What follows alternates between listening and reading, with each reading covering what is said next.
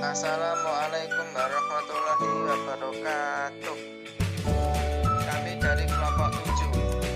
Kami di sini akan membahas mengenai pasar persaingan sempurna.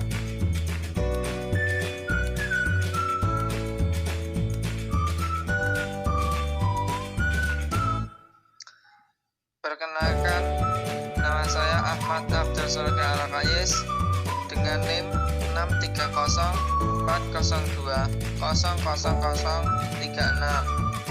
dan teman saya yaitu Ahmad Firdaus dengan NIM 630400152 dan teman saya lagi yaitu Anissa Nurisma dengan NIM 63040020010.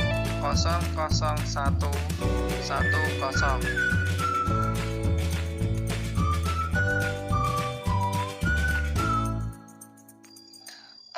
Pasar dan pasar persaingan sempurna.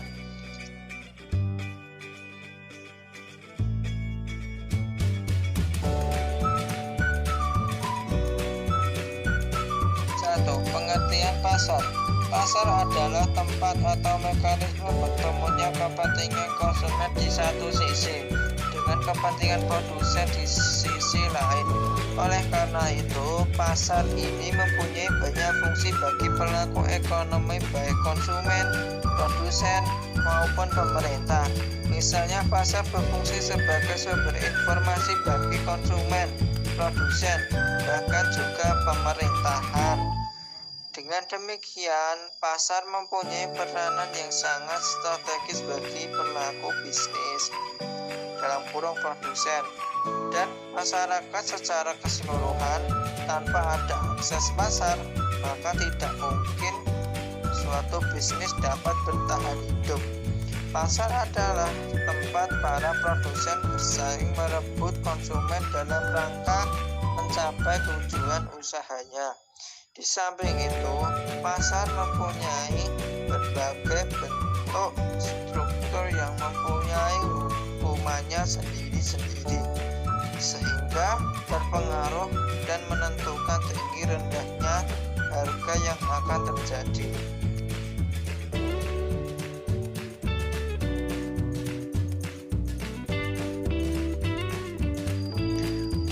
Pengertian pasar persaingan sempurna.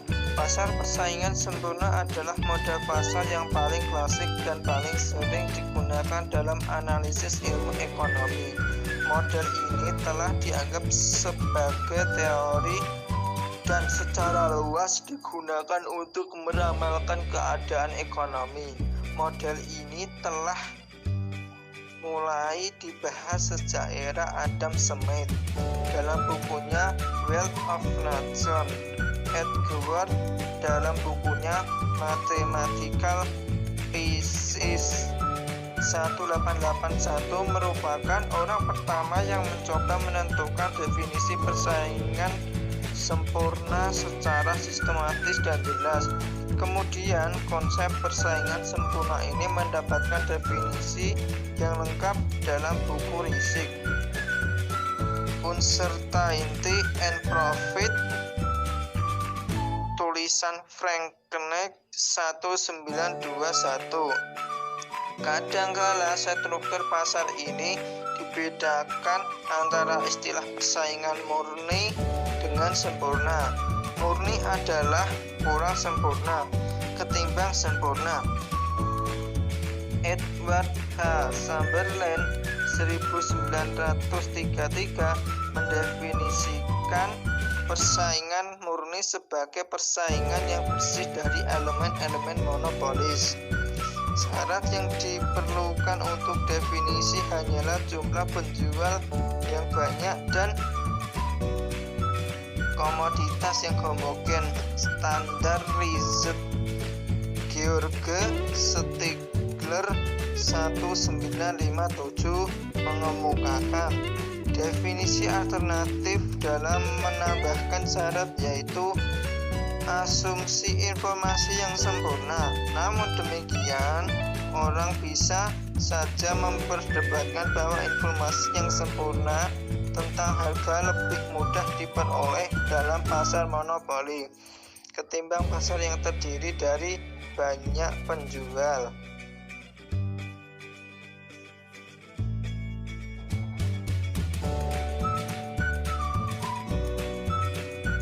Beberapa karakteristik agar sebuah pasar dapat dikatakan pasar persaingan sempurna, yaitu 1. Semua perusahaan memproduksi barang yang homogeni atau homogenitas produk. Produk yang homogen adalah produk yang mampu memberi kepuasan atau utilitas kepada semua konsumen tanpa perlu mengetahui siapa produsennya. 2. Produsen dan konsumen memiliki pengetahuan atau informasi sempurna. Para pelaku ekonomi memiliki pengetahuan sempurna tentang harga produk dan input yang dijual, sehingga konsumen tidak akan mengalami perlakuan harga jual yang berbeda dari suatu perusahaan dengan perusahaan lainnya. 3. Output sebuah perusahaan relatif kecil dibanding output pasar. Jumlah output setiap perusahaan secara individu dianggap relatif kecil dibanding jumlah output seluruh perusahaan dalam industri. 4. Perusahaan menerima harga yang ditetapkan pasar. Perusahaan menjual produknya dengan patokan pada harga yang ditetapkan, karena perusahaan tidak mampu mempengaruhi harga pasar. 5. Semua perusahaan bebas masuk dan keluar pasar. Dalam pasar persaingan sempurna, faktor mobilitasnya tidak terbatas dan tidak ada biaya yang harus dikeluarkan untuk memindahkan faktor produksi.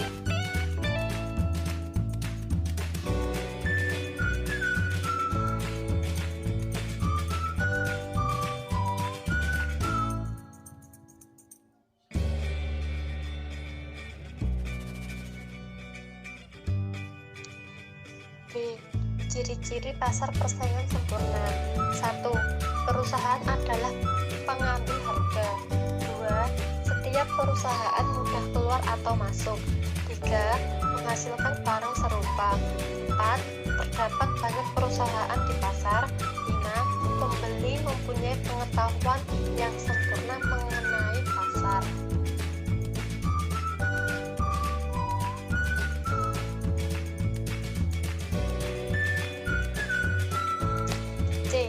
Syarat pemaksimuman keuntungan. Di dalam jangka pendek, pemaksimuman untung oleh suatu perusahaan dapat diterangkan dengan 2 cara berikut. 1. Membandingkan harga penjualan total dengan biaya total. Maka, dengan cara pertama ini keuntungan yang maksimum akan dicapai apabila perbedaan nilai antara hasil penjual total. 2.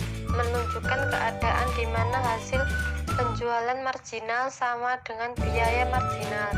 Pemaksimuman keuntungan dicapai pada tingkat produksi, di mana hasil penjualan marginal atau MR sama dengan biaya marginal atau MC, atau MR sama dengan MC.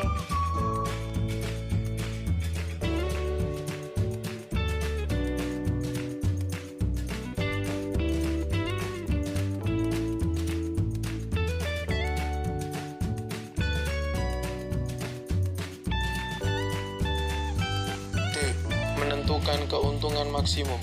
Kebaikan pasar persaingan sempurna. 1. Persaingan sempurna memaksimumkan efisiensi. 2. Kebebasan bertindak dan memilih. Keburukan pasar persaingan sempurna. 1.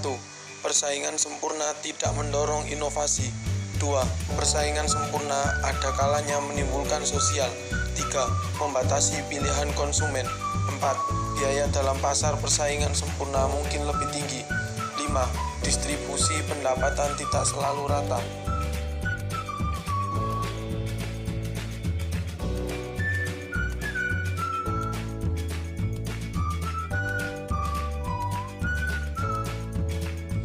Kesimpulan, pasar persaingan sempurna dapat didefinisikan sebagai suatu struktur pasar atau industri di mana terdapat banyak penjual dan pembeli, dan setiap penjual ataupun pembeli tidak dapat mempengaruhi keadaan di pasar, di mana barang yang diperjualbelikan beraneka ragam macam jenisnya, serta antara penjual dan pembeli dapat bernegosiasi saat transaksi jual beli, sehingga dalam pasar persaingan sempurna muncul kurva penawaran dan permintaan.